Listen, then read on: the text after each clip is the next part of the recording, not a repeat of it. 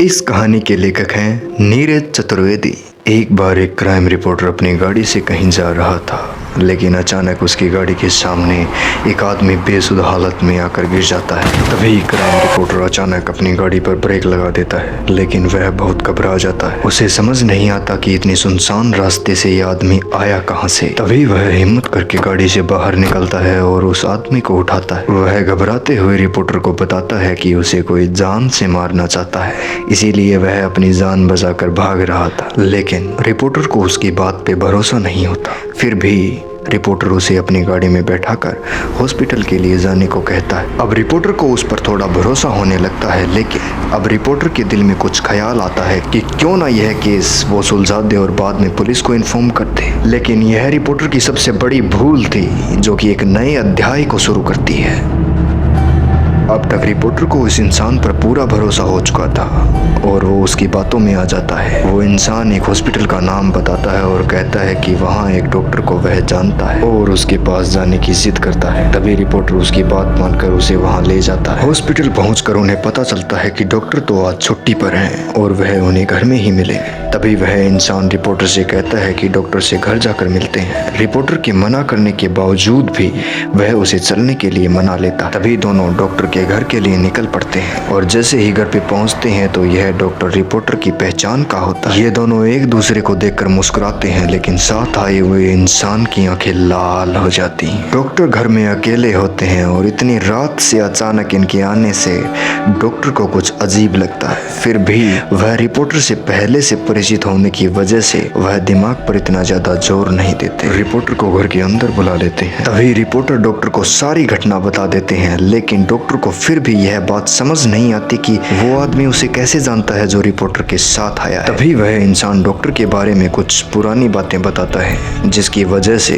Doctor को यकीन हो जाता है कि वह इंसान सच बोल रहा है। शायद डॉक्टर ही उसे भूल गए होंगे। अचानक डॉक्टर उठकर कहते हैं, रुकिए, मैं आप लोगों के लिए चाय बना के लेता हूँ। तभी वो आदमी कहता है, आप रहने दीजिए, चाय मैं बना के ले आता हूँ, आप मुझे बस किचन का रास्ता बता दीजिए। लेकिन डॉक्टर को ये अनुचित लगता है, तो वो उस आदमी को मना कर देता है, लेकिन वो इंसान काफी जिद करने लगता है। तो डॉक्टर को मजबूरी में उसे किचन तक ले जाना पड़ता है और डॉक्टर उसे चाय बनाने का सामान दे देते हैं और बाहर चले आते हैं। तभी वो आदमी गैस का रेगुलेटर ऑन करके किचन की सारी खिड़कियां बंद कर देता है और थोड़ी देर बाद डॉक्टर को आवाज देता है, सुनिए, आपका लाइटर नहीं जल रहा है। डॉक्टर जैसे ही किचन में आते हैं तो उन्हें गैस की बदबू आती, लेकिन वह उसे सामान्य बात समझकर उस इंसान को लाइटर दे देता है और जैसे ही वह लाइटर जलाते हैं वह आदमी बाहर भाग जाता है और अचानक गैस की आग डॉक्टर को चपेट में ले लेती है। अचानक हुई ऐसी घटना से रिपोर्टर को कुछ समझ में नहीं आता और वह रिपोर्टर उस आदमी के साथ घर से बाहर भागता है। रिपोर्टर यह देखकर जल्दी से पुलिस को इन्फॉर्म कर देता है और साथ ही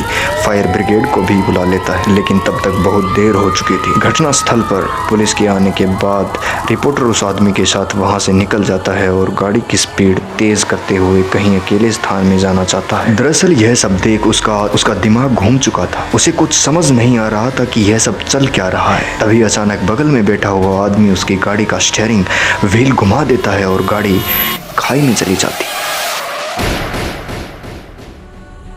गाड़ी का इतना खतरनाक एक्सीडेंट होने के बाद इनकी हालत बहुत खराब हो चुकी थी। दोनों खून से लथपथ दिखाई दे रहे थे। रिपोर्टर मूर्छित अवस्था में होकर उस इंसान से पूछता है कि तुमने ऐसा क्यों किया।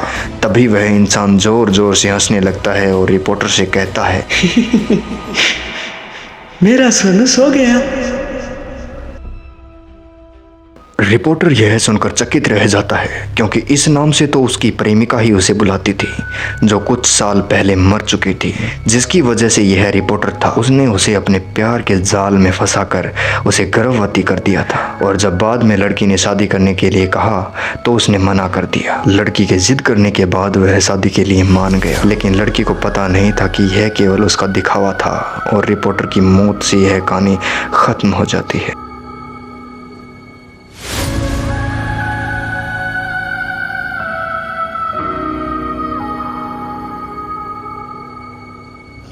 ऐसी ही और कहानियां सुनने के लिए सब्सक्राइब कीजिए सूत्रधार को।